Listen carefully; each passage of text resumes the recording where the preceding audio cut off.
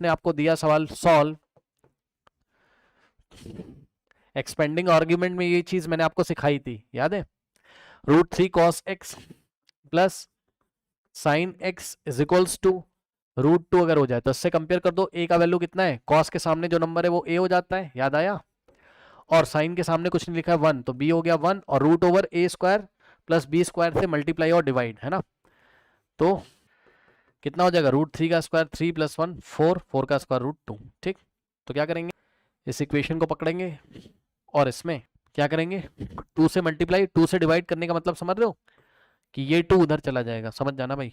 2 से ये जो मल्टीप्लाई ये इधर आ गया, ये वाले 2 को उधर भेज दोगे तो क्या हो जाएगा, और ये वाला 2 इसको भी मिलेगा, इसको मिलेगा, यानी कि हो जाएगा यहाँ पे √3/2 इंटू cos x प्लस ये 1/2 साइन x बराबर √2, और ये 2 इधर आके डिवाइड कर दिया। चेक कर लो इसमें यदि कोई डाउट हो किसी बच्चे को, चेक कर लीजिए इसमें यदि कोई डाउट हो,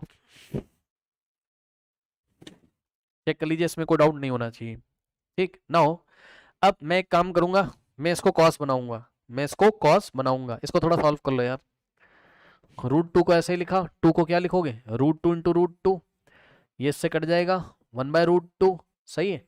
अब देखो मैं ना इसमें कॉस वाला फॉर्मूला बनाऊंगा, कल भी मैंने आपको बताया था कि कॉस अगर आपको ऑप्शन मिले तो ध्यान से सुनो, कल भी मैंने बताया था cos x बराबर cos y बना लो, ज्यादा अच्छा है, सिंपल फॉर्मूला होता है इसका, cos x बराबर cos y बना लो, ज्यादा अच्छा है, रादर देन sin x बराबर sin y। उसमें sin x बराबर sin y वाले में -1 की पावर n आता है, परेशान करता है ना?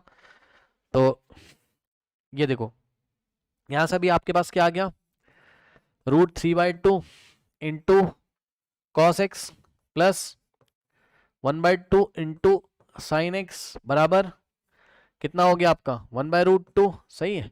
इसको आप क्या लिखोगे, cos कितना 30, हाँ cos π/6, और 1/2 को क्या लिखोगे, साइन π/6। ठीक, तो क्या बनेगा cos a cos b plus sine A sine, ये ऐसा बन जाएगा ना, cos π/6 इंटू cos x और plus sine π/6 into sine x बराबर 1/√2, सही। अब बताओ cos a cos b plus sin a sin b क्या हो जाएगा, cos a minus cos b। ठीक, तो यहां से बनेगा क्या, cos, अब इसको a मान रहा हूं, x को a मान रहा हूं, cos a cos b और plus sin a sin b, cos a minus b। x थोड़ा पॉजिटिव रहता है तो अच्छा लगता है ना। अब यहाँ cos है तो इधर भी cos बनाओगे, 1/√2 कब होता है, cos 45, cos 45 पे। कैसी इक्वेशन बन गई, cos x बराबर cos y, तो सॉल्यूशन क्या होता है, cos x बराबर cos y में आपका सॉल्यूशन क्या होता है, आपका सॉल्यूशन क्या होता है, आपका सॉल्यूशन होता है x, x की जगह ये x बराबर 2n pi plus minus y, y की जगह π/4। ठीक, ये हो गया। अब आपको बस x का वैल्यू निकालना है तो इसको उधर भेज दीजिए। ठीक, तो x बराबर कितना आ जाएगा, 2n pi plus minus π/4 plus π/6। अब इसमें कुछ नहीं करना है, यही आंसर है।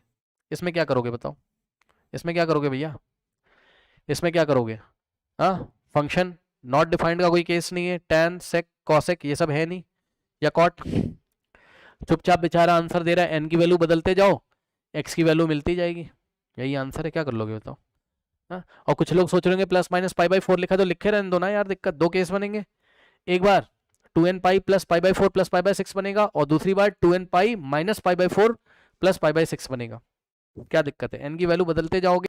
हाँ, क्या रिपीट करूं, मतलब ये यहां तक समझ में आ गया, यहां तक समझ में आ गया, ये बताइए, या क्वेश्चन ही रिपीट कर दूं, बताओ क्या कह रहे हो भाई, बताओ क्या रिपीट करूं, सारा ऊपर से क्या, कुछ नहीं सवाल है यार, ये पुराना वाला गेम है, याद है ये वाला फॉर्म जो एक्सपेंडिंग आर्ग्यूमेंट में आपको पढ़ाया गया होगा, ये वाला फॉर्म जो मैंने बताया था आपको, एनसीईआरटी में भी ऐसे क्वेश्चन मिलेंगे, a cos x plus b sin x जैसा है।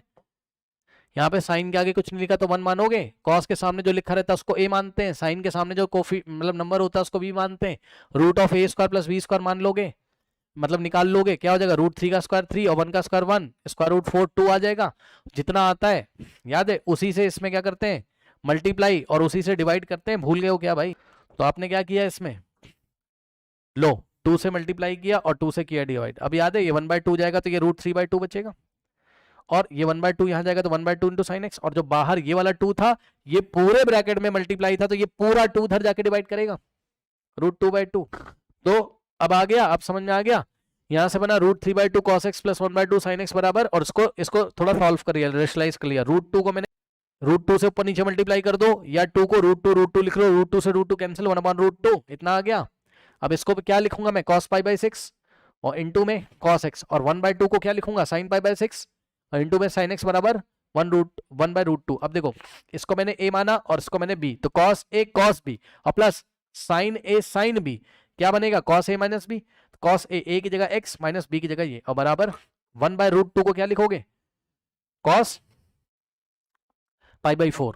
अब cos x बराबर cos y का सॉल्यूशन क्या होता है, x बराबर x की जगह ये रहा बराबर y की जगह π/4, तो x बराबर 2n pi plus minus y। फिर x की वैल्यू निकालनी, माइनस π/6 उधर चला जाएगा, खत्म। ठीक, और कुछ लोग यहां अगर कंफ्यूज हैं तो भैया कंफ्यूज रहो, क्या कर सकते हैं, अरे प्लस माइनस π/4 लिखा, तुम्हें क्या समस्या हो गई भाई। हाँ, तुम्हारी x की वैल्यू आ चुकी, n की वैल्यू लगाते जाओ, 2 केस बन जाएंगे।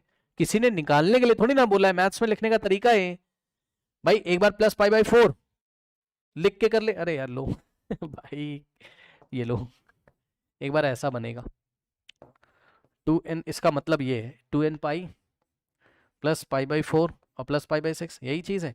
और दूसरी बार ऐसा बनेगा, तो भाई तुम्हें क्या समस्या हो गई, एक बार यहाँ प्लस लेंगे एक बार माइनस लेंगे, तो क्या समस्या, ये मतलब है इसका।